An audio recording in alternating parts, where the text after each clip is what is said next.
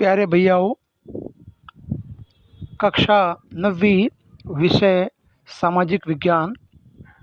आज हमारा टॉपिक है, प्रकरण है फ्रांस की क्रांति। फ्रांस देश के अंदर जब वहाँ पर राजतंत्र था तो लोगों ने राजा के विरुद्ध में किस प्रकार से विद्रोह किया, उसके बारे में एक घटना दी हुई है। ये एक महत्वपूर्ण घटना है।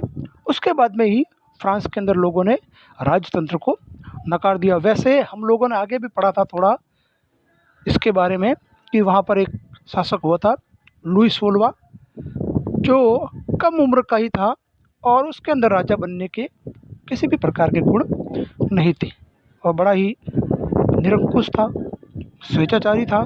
जो उसकी इच्छा होती थी वही नियम कायदे कानून चलाता था, जिससे लोगों के अंदर उसके प्रति असंतोष फैल गया और लोग उससे नाराज होने लगे।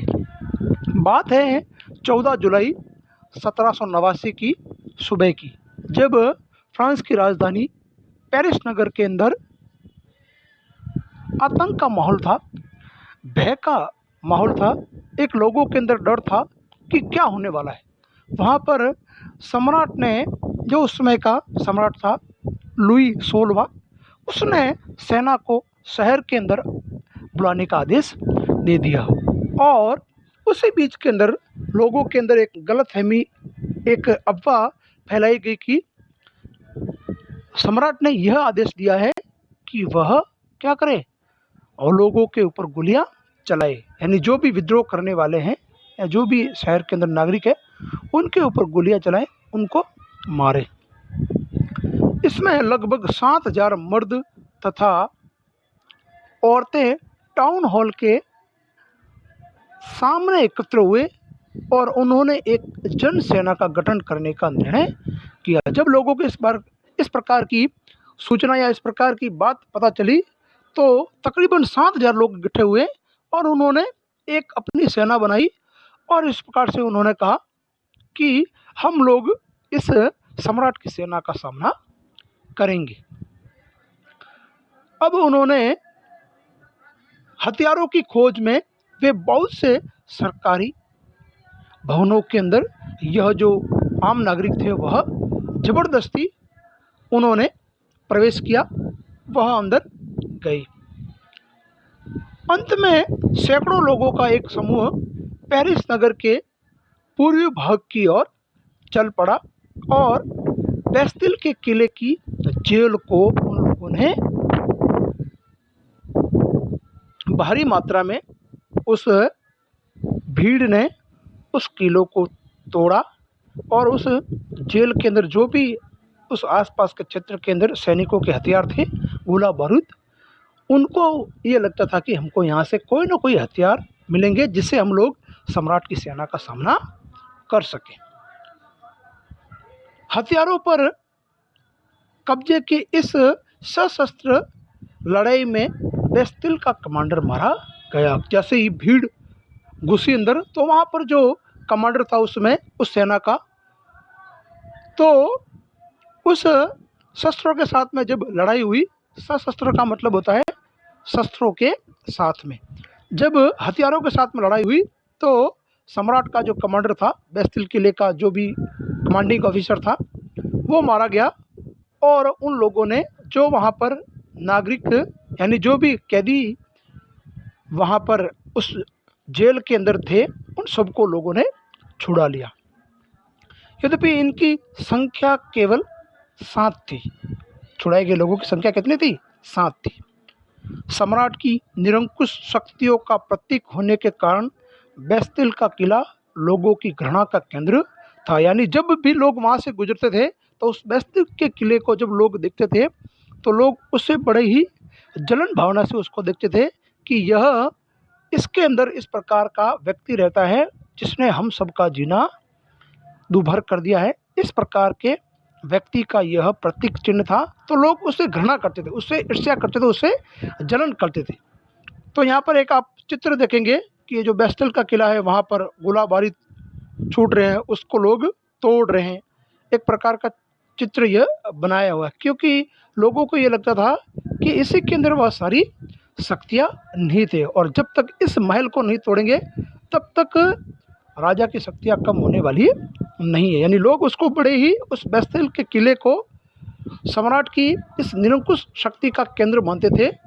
इसलिए लोगों के मन के अंदर यह था कि इसको किस प्रकार से ढाया जाए, इसको तोड़ा जाए। इसलिए किले को ढा दिया लोगों ने, और उसके अवशेष, अवशेष का मतलब होता है बचा हुआ भाग, अवशेष बाजार में उन लोगों को बेच दिए गए जो इस ध्वंस को बतौर स्मृति चिन्ह संजोना चाहते थे। लोगों ने इसको तोड़ दिया और टूटे हुए टुकड़ों को बाजार में बेच दिए, और जिन लोगों को लगता था कि ये टूटा हुआ जिसके अंदर मेरा भी हाथ है, इस राजतंत्र को उखाड़ने के अंदर, इस राजा को यहाँ से, इस राजा के इस निरंकुश शासन व्यवस्था को हटाने के अंदर मेरा भी योगदान रहा है, तो इस योगदान के रूप में, अपनी याद के रूप में लोगों ने वहाँ के टुकड़ों को अपने पास में रखा। इस घटना के कई दिनों बाद तक पेरिस और पूरे देश के अंदर देहाती क्षेत्रों में कई और संघर्ष हुए। देहाती का मतलब होता है ग्रामीण क्षेत्र, जहाँ पर गांव होते हैं, छोटे छोटे गांवों के क्षेत्र को देहाती क्षेत्र कहते। तो वहाँ पर भी लोगों के अंदर संघर्ष हुए, और उन्होंने भी इस प्रकार के, जो वहाँ पर छोटे छोटे जो राजाओं के नीचे सामंत थे, उनके साथ में उन लोगों का विरोध प्रदर्शन हुआ, संघर्ष हुए आपस में। अधिकांश जनता पाव रोटी की महंगी कीमतों का विरोध कर रही थी। वहाँ के राजा ने बहुत सारा टैक्स बढ़ा दिया, जिसके कारण लोग पाव और रोटी, जो हम लोग वड़ा पाव वगैरह खाते हैं, उसमें आप लोगों ने देखा होगा, तो इस प्रकार की चीज़ें, उसके जो खाने की आवश्यक सामग्री है, उसके ऊपर भी उस समय की सरकार ने, यानी उस सम्राट ने कर बढ़ा दिए। इसके कारण लोगों के अंदर बहुत ज़्यादा क्या था, उस राजा के प्रति असंतोष पैदा हो गया था। बाद में इस दौर का सिंहावलोकन करते हुए इतिहासकारों ने इसे एक लंबे घटनाक्रम की एक ऐसी शुरुआत कड़ियों के रूप में देखा, जिनकी परिणति फ्रांस के सम्राट को फांसी दिए जाने में हुई।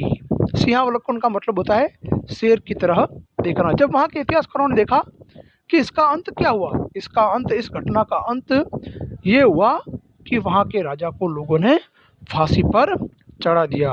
और राजा की रानी, उसके राजकुमार, वो भाग रहे थे, लोगों ने उनको पकड़ा और उनको फांसी पर चढ़ा दिया।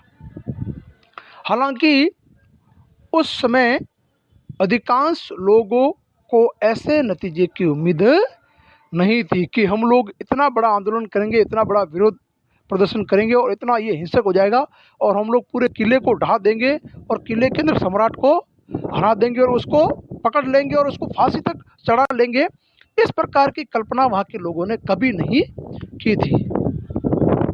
ऐसा क्यों हुआ और कैसे, इसके बारे में हम लोग आगे पढ़ेंगे।